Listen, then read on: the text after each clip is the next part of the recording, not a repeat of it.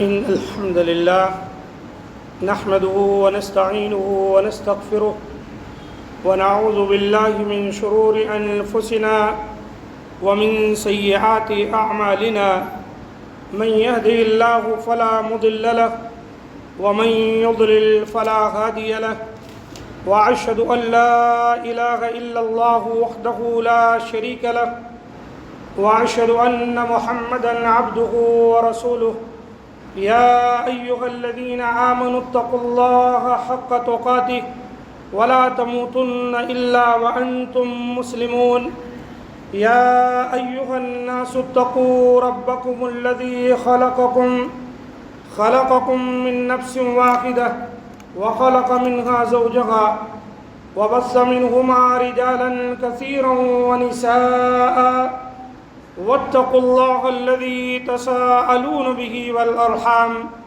إن الله كان عليكم رقيبا يا أيها الذين آمنوا اتقوا الله وقولوا قولا سديدا يصلح لكم أعمالكم ويغفر لكم ذنوبكم ومن يطع الله ورسوله فقد فاز فوزا عظيما أما بعد فإن خير الحديث كتاب الله وخير الهدي هدي محمد صلى الله عليه وسلم وشر الأمور محدثاتها وكل محدثة بدعة وكل بدعة ضلالة وكل ضلالة في النار. قال الله تبارك وتعالى في القرآن المجيد والفرقان الحميد فأعوذ بالله السميع العليم من الشيطان الرجيم من همزه ونفخه ونفسه بسم الله الرحمن الرحيم والذين لا يدعون مع الله إلها آخر ولا يقتلون النفس التي حرم الله إلا بالحق ولا يزنون ومن يفعل ذلك يلقى أثاما يضاعف له العذاب يوم القيامة ويخلد فيه مهانا. رب اشرح لي صدري ويسر لي أمري واحلل عقدة من لساني يفقهوا قولي رب زدني علما ربنا لا علم لنا إلا ما علمتنا إنك أنت العليم الحكيم. معزز سامعین کرام، آج کے خطبہ مسنونہ کے بعد سورۃ الفرقان کی آپ کے سامنے 3 آیتیں تلاوت کی گئی ہیں. ان آیتوں میں اللہ رب العزت نے کچھ بڑے بڑے گناہوں کا ذکر کیا ہے جو کہ ایک انسان کو جہنم میں پہنچا دیتے ہیں. نہ کہ جہنم میں بلکہ ہمیشہ کے لیے جہنم میں رسوا کن عذاب کا باعث بنتے ہیں. وہ 3 گناہ ہیں جو یہاں پر ذکر کیے گئے ہیں اور یہ کبیرہ گناہ ہے. اہل علم نے کبیرہ گناہ کی جو تعریف کی ہے ان میں سے ایک تعریف یہ ہے کہ کبیرہ گناہ وہ ہے کہ قرآن و سنت میں جس کی وعید آئی ہو، جس پر جہنم کے عذاب کا تذکرہ کیا گیا ہو. تو اللہ تعالیٰ کے ارشاد ہے والذین لا يدعون مع اللہ الہا آخر، وہ لوگ جو اللہ کے سوا کسی اور کو نہیں پکارتے. اس کا معنی ہے کہ وہ شرک نہیں کرتے، ایک اللہ پر ہی بھروسہ اور توکل کرتے ہیں. مانگنا ہے تو اسی ذات سے مانگتے ہیں، مدد طلب کرنی ہے تو اسی کے آگے ہاتھ پھیلاتے ہیں، کسی اور کے در پر اپنی حاجات اور ضروریات کو لے کر نہیں پہنچتے. عبادات کی جتنی قسمیں ہیں اللہ کے سوا اور کسی کے لیے روا اور جائز نہیں سمجھتے. یہ ہیں وہ موحد لوگ جن کی اللہ نے تعریف کی کہ وہ لوگ اللہ کے سوا کسی اور کو نہیں پکارتے، کسی اور کی عبادت نہیں کرتے. اور دوسری بات آئی وَلَا يَقْتُلُونَ النَّفْسَ الَّتِي حَرَّمَ اللَّهُ إِلَّا بِالْحَقِّ، اور کسی جان کو وہ قتل نہیں کرتے جن کا قتل کرنا اللہ نے حرام کر دیا ہے سوائے حق کے۔ حق کے ساتھ قتل کرنا صرف 3 طرح جائز ہے، جیسا کہ حدیث میں آیا کہ وہ شادی شدہ ہو کر زنا کرے، جب رجم کیا جائے گا اور اس کی جان جائے گی۔ نمبر 2، کسی جان کا ناحق قتل کیا تو قصاص میں قتل کیا جائے گا، اگر تمام شرائط اور اس کے لیے جو گواہ ہیں موجود ہوں۔ اور نمبر 3، اللہ تعالیٰ نے فرمایا کہ وہ ہیں جو اسلام قبول کرنے کے بعد مرتد ہو جائے، ان کا بھی خون جائز ہے۔ مسلمانوں کی جماعت کو چھوڑ کر دشمنوں سے جا ملے، پھر کئی طرح کے مسائل پیدا ہو سکتے ہیں، تو قرآن و سنت سے ان کا قتل بھی ثابت ہے۔ لیکن یاد رہے کہ یہ قتل کوئی اپنے آپ سے اپنے ہاتھ میں تلوار اٹھا کر یا بندوق لے کر کسی کو نہیں قتل کرے گا، بلکہ جو اسلامی ریاست ہوگی اس کا جو سربراہ ہے وہ جو ہے لوگوں کو بدلہ دلوائے گا، حدود کو نافذ کرے گا۔ تو اللہ تعالیٰ نے فرمایا کہ وہ لوگ جو ناحق قتل نہیں کرتے، ولا یزنون، اور وہ بدکاری نہیں کرتے۔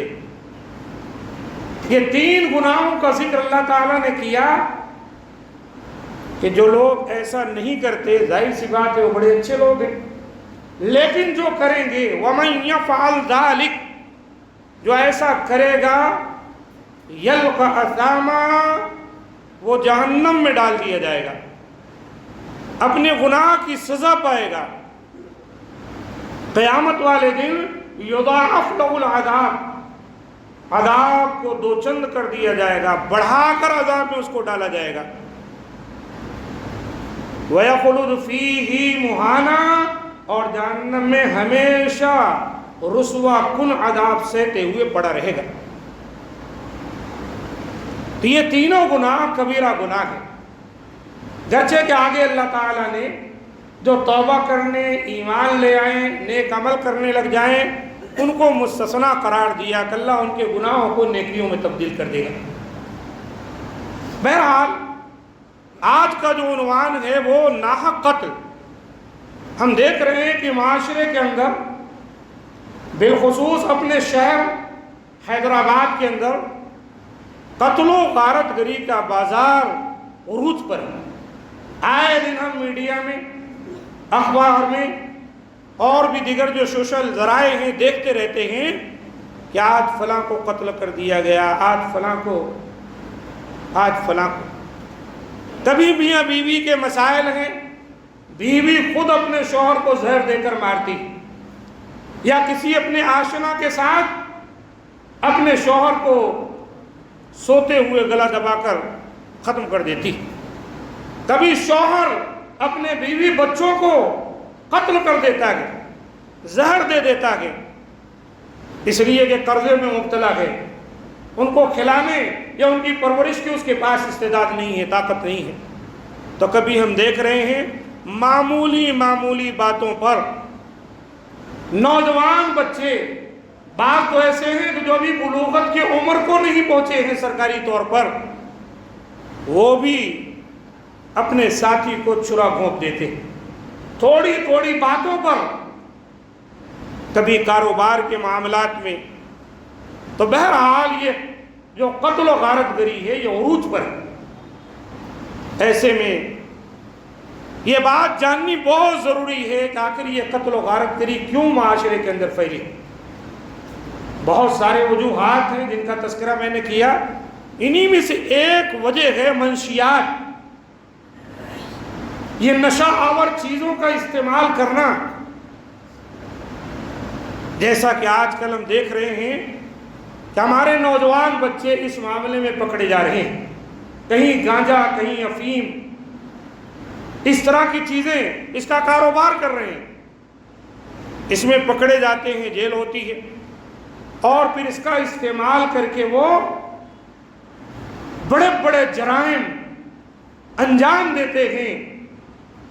تمام وجوہات اور اسباب میں سے ایک وجہ، ایک سبب جو ہے نشہ آور چیزوں کا استعمال کرنا، کثرت سے مے نوشی یعنی شراب پینا، دھت ہو جانا، اور کسی کے بتائے ہوئے طریقے پر کسی کا خون کر دینا، یا اسی طرح نشہ آور چیز کا استعمال کرنا، جیسا کہ آپ کے سامنے باتیں بتائی گئی، گانجا ہے، افیم ہے، اس کا استعمال کر کے لوگ نشے میں رہتے ہیں، اور جس کو لیے سپاری دے دی جا کر اس کا کام تمام کر دیتے ہیں۔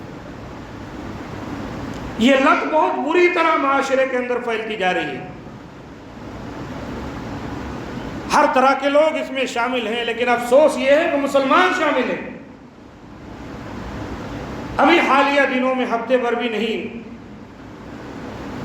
ہوا، ایک لڑکے نے دوسرے کا قتل کر دیا۔ معاملات دیکھے جائیں تو مختصر سے کوئی ایسے نہیں ہیں کہ اس پر کسی کا خون بہا دیا جائے، تو آخر اس کے روک تھام کے لیے ہمارے پاس کیا ذریعہ ہے؟ صحیح بات یہ ہے کہ شریعت مطہرہ کے اندر قتل کو ایک بہت بڑا گناہ قرار دیا گیا ہے۔ قرآن مجید میں اللہ تعالیٰ نے ایک مقام پر فرمایا وَمَن يَقْتُلْ مُؤْمِنًا مُتَعَمِّدًا فَجَزَاؤُهُ جَهَنَّمُ، اگر کوئی جان بوجھ کر کسی مومن کو، مسلمان کو قتل کر دیتا ہے تو اس کی سزا جہنم ہے، خالداً فیہا، وہ جہنم میں ہمیشہ پڑا رہے گا، وغضب اللہ علیہ، اور اللہ تعالی کا غضب اس پر ہے، ولعنہ، اور اللہ کی لعنت اور پھٹکار اس پر پڑتی ہے، وَأَعَدَّ لَهُ عَذَابًا عَظِيمًا، اور اللہ تعالیٰ نے اس کے لیے بہت بڑا عذاب تیار کر رکھا ہے۔ آپ نے دیکھا کہ قتل و غارت گری پر جہنم کی وعید سنائی گئی، ہمیشہ رہے گا، اللہ تعالیٰ کی غضب کا مستحق ٹھہرے گا، اللہ کی لعنت اس پر برسے گی، اور پھر ساتھ ساتھ عذاب جو ہے بہت بڑا اس کو ملے گا۔ اور اسی طرح اللہ تعالیٰ نے یہاں تو مسلمانوں کا ذکر کیا، اور ایک جگہ پر اللہ تعالیٰ نے محض کسی جان کے قتل کرنے پر وعید سنائی، من اجل ذالک، حضرت آدم علیہ السلام کے دو بیٹوں حابیل اور قابیل کا تذکرہ کرنے کے بعد اللہ تعالیٰ نے کہا اسی لیے ہم نے لکھ دیا علی بنی اسرائیل، بنی اسرائیل پر، یعنی اللہ نے ان کے یہاں یہ قانون نازل کر دیا کہ من قتل نفسا بغیر نفس او فساد فی الارض فکانما قتل الناس جميعا، اگر کوئی زمین میں کسی جان کو بغیر حق کے قتل کرتا ہے، زمین میں فساد مچانے کے لیے، فکانما قتل الناس جميعا، تو گویا اس نے پوری انسانیت کا قتل کر دیا۔ قتل جائز نہیں ہے، کوئی مسلمان ہو کہ غیر مسلم، کسی کا خون بہانا اسلام کے نزدیک گناہ کبیرہ ہے۔ اللہ تعالیٰ نے یہاں پر ظلم و زیادتی کر کے زمین میں فساد مچاتے ہوئے ناحق کسی کا قتل کرنا، وہ مسلمان ہو کہ غیر مسلم، اللہ تعالیٰ نے مطلق طور پر نفس کا ذکر کیا، کسی جان کا قتل کیا، فَكَأَنَّمَا قَتَلَ النَّاسَ جَمِيعًا، گویا اس نے ساری دنیا کو قتل کر دیا، سارے لوگوں کا خون بہا دیا۔ کیوں؟ جب ایک قتل ہوتا ہے تو جس کا قتل ہوتا ہے مقتول کے وارثین ہوتے ہیں، اس کی بیوی بیوہ ہو جاتی ہے، بچے یتیم ہو جاتے ہیں، ماں باپ کا گھر اجڑ جاتا ہے، سہارا ٹوٹ جاتا ہے، ایسے میں ان کے دلوں کے اندر بھی غضب اور غصہ مچلنے لگتا ہے۔ پھر کیا ہے، جب ان کو موقع ملتا ہے تو وہ بھی اس کا، یا جو قاتل ہے اس کے گھر کے افراد کا قتل کر دیتے، پھر بدلے میں اسی طرح دوسرا قتل کرتا ہے، اور یہ قتل جو ہے جاری رہتا ہے، ختم ہونے کا نام ہی نہیں لیتا۔ اسی لیے اللہ تعالیٰ نے قرآن مجید میں فرمایا یا ایھا الذین آمنوا کتب علیکم القصاص، اے اہل ایمان تم پر اللہ تعالیٰ نے قصاص لینا قتل میں جائز کر دیا۔ کیوں؟ اگر کوئی سربراہ اسلامی مملکت کا کسی نے کسی کا قتل کیا، مقتول کے بدلے میں قاتل کا قتل کرا دے تو معاملہ وہیں ٹھہر جاتا ہے، رک جاتا ہے۔ اس لیے قرآن میں اللہ نے کہا وَلَكُمْ فِي الْحَيَاةِ، اگر تم غور کرو اے مسلمانوں تو قصاص میں تمہارے لیے زندگی ہے۔ اگر عقل رکھتے ہو تو اس بات کو سمجھ سکتے ہو۔ وَلَكُمْ فِي الْقِصَاصِ حَيَاةٌ يَا أُولِي الْأَلْبَابِ۔ تو عزیز ساتھیو، اللہ نے کہا اگر ناحق کسی کی جان کوئی لیتا ہے، خون بہاتا ہے، تو گویا اس نے پوری انسانیت کا قتل کر دیا۔ وَمَنْ أَحْيَاهَا، اور کسی مظلوم معصوم جس کی جان لینے کے در پر لوگ ہوں، اگر کوئی اس کی جان بچا لے، وَمَنْ أَحْيَاهَا فَكَأَنَّمَا أَحْيَا النَّاسَ جَمِيعًا، تو گویا اس نے پوری انسانیت کی جان بچا لی۔ سورہ مائدہ کی آیت نمبر 32۔ تو عزیز ساتھیو، یہ ان چیزوں سے بچنے کے لیے شریعت مطہرہ کو اپنانا، قرآن و سنت کو سمجھنا، یہی سب سے بڑا ذریعہ ہے گناہوں سے بچنے کا۔ اور نبی کریم صلی اللہ علیہ وآلہ وسلم نے بھی اپنے ارشادات میں ان چیزوں کو بہت بڑی ہلاکت کا باعث بنایا۔ متفق علیہ روایت ہے، آپ صلی اللہ علیہ وسلم نے فرمایا اجتنبوا السبع الموبقات، آپ نے کہا ہے لوگوں 7 ایسے بڑے بڑے گناہ ہیں، ہلاک کر دینے والے گناہ، تباہ کر دینے والے گناہ، تم اس سے بچو، ان سے اجتناب کرو۔ قیل یا رسول اللہ وما ہن، سوال کیا گیا اللہ کے رسول وہ کون کون سے گناہ ہیں؟ آپ صلی اللہ علیہ وسلم نے ایک ایک کر کے بتایا۔ فرمایا الشرک باللہ، سب سے بڑا گناہ کیا ہے؟ اللہ کے ساتھ شرک کرنا۔ نمبر 2 والسحر، جادو کرنا، کروانا۔ نمبر 3 وقتل النفس التي حرم اللہ الا بالحق، اور کسی جان کا ناحق قتل کرنا، کسی کا خون کرنا جبکہ اس کا خون حلال نہیں ہے۔ واکل مال الیتیم، نمبر 4 یتیم کا مال کھا جانا۔ نمبر 5 واکل الربا، سود کھانا، سودی کاروبار کرنا۔ اور نمبر 6 والتولی یوم الزحف، لڑائی کے وقت پیٹھ پھیر کر بھاگنا۔ کئی مسلمانوں کی جنگ ہے اسلام دشمنوں سے، ایسے موقع پر ایک آدمی بزدلی کا مظاہرہ کرتے ہوئے یا غداری کرتے ہوئے، منافقت اختیار کرتے ہوئے پیٹھ پھیر کر بھاگ جائے، یہ بھی ہلاک کرنے والے گناہوں میں سے۔ اور نمبر 7 وقذف المحصنات الغافلات المؤمنات، بھولی بھالی پاک دامن عورتوں پر زنا کی تہمت لگانا۔ ایسی لڑکیاں، ایسی خواتین جن کو کچھ خبر نہیں، کوئی ان کے سلسلے میں زبان دراز کر رہا ہے، انہیں بدنام کر رہا ہے اور ان پر تہمت دھر رہا ہے، اللہ کے رسول نے فرمایا یہ 7 گناہ ایسے ہیں جو ہلاک کر دینے والے۔ ان 7 گناہوں میں اللہ کے رسول نے اس کا بھی ذکر کیا کہ وقتل النفس التي حرم اللہ الا بالحق، کسی ایسی جان کا قتل کرنا جس کے قتل کا حق کسی کو نہیں۔ اور جیسا کہ میں نے بتایا حق کیا ہے، وہ 3 ہے۔ شادی شدہ ہو کر زنا کرے، گواہ مل جائے، اسلامی ریاست اس کو رجم کرے گی، مرد ہو کہ عورت۔ کسی کا ناحق قتل کیا، شواہد ہو تو پھر ایسی صورت میں اس کو جان کے بدلے قصاص میں قتل کیا جائے گا۔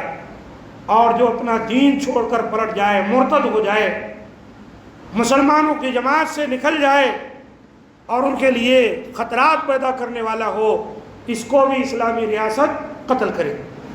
اور یہ ساری چیزیں کوئی شخص اپنے ہاتھ میں قانون نہ لے، بلکہ اس کو چاہیے وہ شریعت مطہرہ یا جو قانون ہے اس کے اعتبار سے آگے بڑھے۔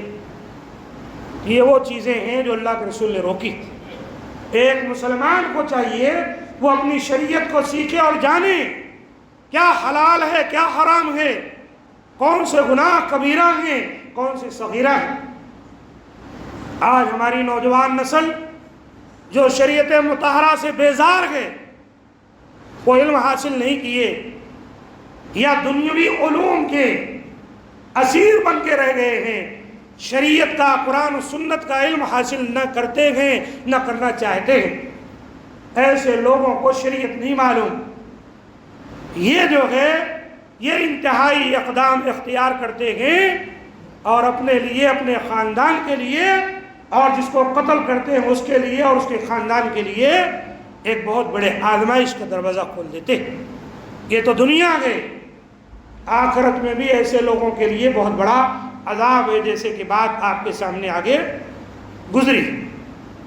اسی طرح اللہ کے رسول صلی اللہ علیہ وسلم نے فرمایا، مسلم شریف کی حدیث ہے، لا تقوم الساعة حتى يكثر الحرب۔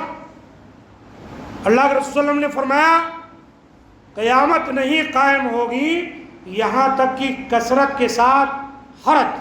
اللہ کے رسول نے کہا حرج ہو جائے گا چاروں طرف۔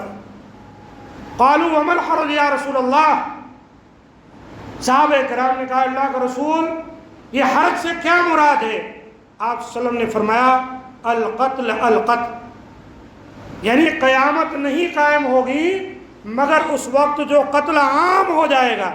آپ نے کہا حرج سے مراد قتل ہے، قتل یعنی قرب قیامت قتل عام ہو جائے گا۔ آج چاہے آپ ملکی سطح پر لے لیں یا پورے عالم کا معائنہ کر ڈالیں، نگاہ دوڑائیں، کتنا قتل عام ہو رہا ہے۔ فلسطین، غزہ، اس کے اطراف و اکناف کے جو علاقے دیکھیے خون سے لت پت ہیں۔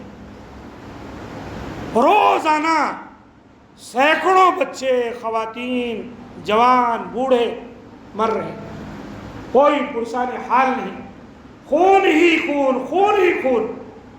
اللہ کے رسول نے بیان کیا قرب قیامت اس طرح قتل ہی قتل چاروں طرف۔ اور پھر اپنے یہاں بھی دیکھیے آئے دن جگہ جگہ پر تھوڑی تھوڑی معمولی باتوں پر ایک دوسرے کو بندوق چلا کر، کبھی چھرا گھونپ کر، کبھی لاٹھیوں سے، کبھی اور دیگر اوزار سے ڈھیر کر دے رہا ہے۔ کہیں گوشت کھانے کے سلسلے میں، کہیں بچوں کے معمولی جھگڑوں میں، تھوڑی تھوڑی باتوں پر قتل عام ہو گیا ہے۔ اللہ کے رسول نے اس کی خبر دی۔ یعنی آج ہم دیکھیں تو لوگوں کے خون کی کوئی قیمت نہیں، بالخصوص مسلمان یہ قتل و غارت گری میں خود بھی ملوث ہیں اور مارے بھی یہی کثرت سے جا رہے ہیں۔ کیا وجہ ہے؟ کیا ہم حقیقی طور پر مسلمان نہیں؟ ہم شریعت مطالعہ کو نہیں سمجھتے یا کیا وجہ؟ مجھے یہی ہے کہ واقعتاً شاید ہم حقیقی طور پر پکے سچے مسلمان نہیں، ورنہ نسائی و ترمذی میں صحیح حدیث آئی ہے، اللہ کے رسول نے کہا لَزَوَالُ الدُّنْيَا أَهْوَنُ عِنْدَ اللَّهِ مِنْ قَتْلِ رَجُلٍ مُسْلِمٍ۔ ایک مسلمان آدمی کا قتل جو ہے اللہ کے نزدیک اتنی اہمیت کا حامل ہے کہ اللہ تعالیٰ ساری دنیا کو ختم کر دے اگر ایک مسلمان کی جان جائے۔ ساری دنیا کو ختم کر دینا اللہ کے نزدیک آسان ہے، اگر ایک مسلمان کی جان جا رہی ہے اس کے مقابلے میں، مانا یہی کہ ہم لوگ صحیح طور پر مسلمان نہیں ہیں، ورنہ ضرور اللہ کی جانب سے ہماری مدد آتی۔ بہرحال اللہ تعالیٰ ہم تمام پر رحم فرمائے۔ عزیز ساتھیوں، سب سے بڑی ضرورت اس وقت جو ہے وہ یہ کہ ہم خود بھی اور اپنے نوجوان بچوں پر نگاہ رکھیں، یہ منشیات کے لت میں نہ پڑنے پائیں۔ پولیس کا محکمہ بھی پوری کوشش کر رہا ہے، جہاں آپ کو معلوم ہو اگر کچھ لوگ اس سلسلے میں ملوث ہیں، آپ خود سمجھائیں یا پولیس کے محکمہ کو اطلاع دیں تاکہ وہ ان کی کاؤنسلنگ کرے، ان کو بچائے اس لت میں پڑنے سے۔ یہ کہنے کے لیے چھوٹا سا 1 گرام کا ٹکڑا ہوتا ہے، منہ میں ڈالنے کے بعد آدمی اپنے وجود کو کھو دیتا ہے، حلال حرام کی تمیز ختم ہو جاتی ہے، دو دشمن کو نہیں پہچان سکتا، دن بھر نشے میں ملوث ہے، اور پھر یہی چیزیں اس کو کئی طرح کی خطرناک بیماریوں میں پہنچا دیتی ہیں۔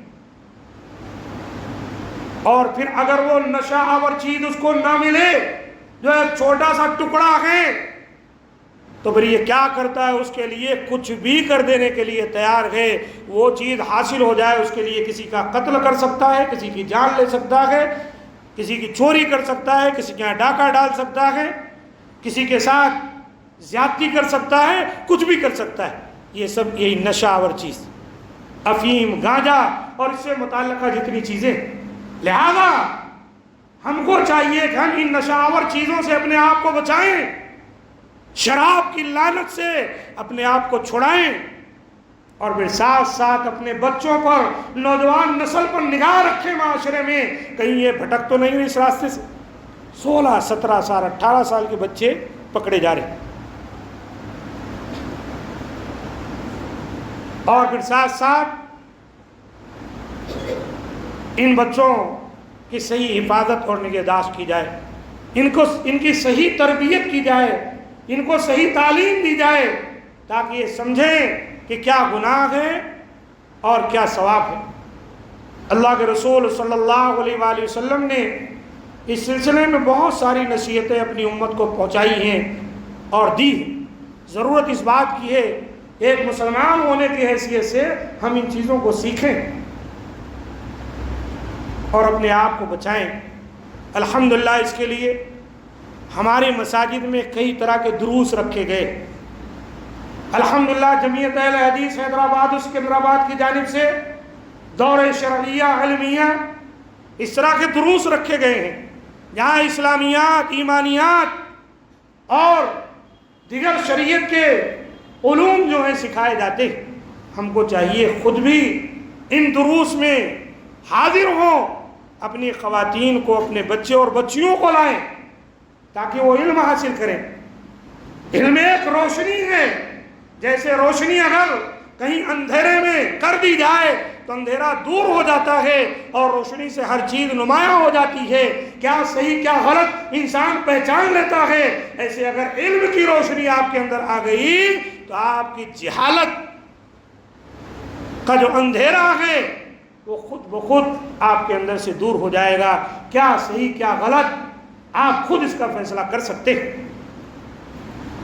اور کبھی اگر ایسا محسوس ہو تو علماء کرام سے رجوع ہو، ان سے نصیحت لیں، ان کے پاس بیٹھیں۔ الحمدللہ اپنی اس مسجد میں بھی کئی سال سے دروس کا سلسلہ جاری ہے۔ اللہ کا فضل ہے، فجر کے بعد، مغرب کے بعد درس ہوتا ہے، اور ہفتہ واری الحمدللہ 8، 8:30 سے لے کر 12 بجے تک 3-4 گھنٹے علماء کرام دینی تعلیم دیتے ہیں۔ ہم کہاں ہیں آخر؟ ہمیں چاہیے کہ ہم ان دروس کی جگہوں کو آباد کریں اور یہاں سے سیکھیں تاکہ ہمارے معاشرے سے برائیاں ختم ہو جائیں۔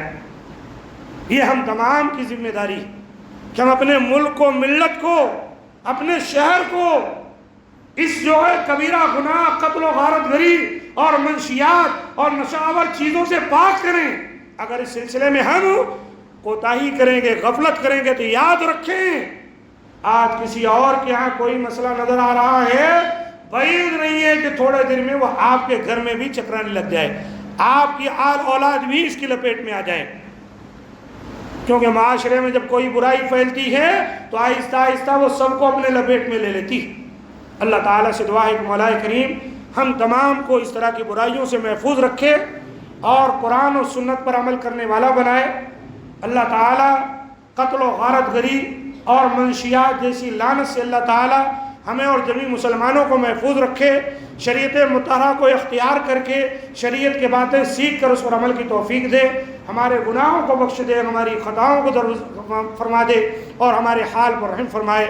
جہاں کہیں مسلمان رہتے بستے اللہ تعالیٰ ان تمام کو دین پر چلنے کی توفیق دے۔ اللہ تعالیٰ ان کے خون، ان کے مال، ان کی عزت اور ان کی آبرو کی اللہ تعالیٰ حفاظت فرمائے۔ اللہ تعالیٰ ہماری دعاؤں کو قبول فرمائے کہ یقیناً وہی قبول کرنے والا ہے۔ سبحان ربک رب العزت عما یصفون وسلام علی المرسلین والحمد للہ رب العالمین۔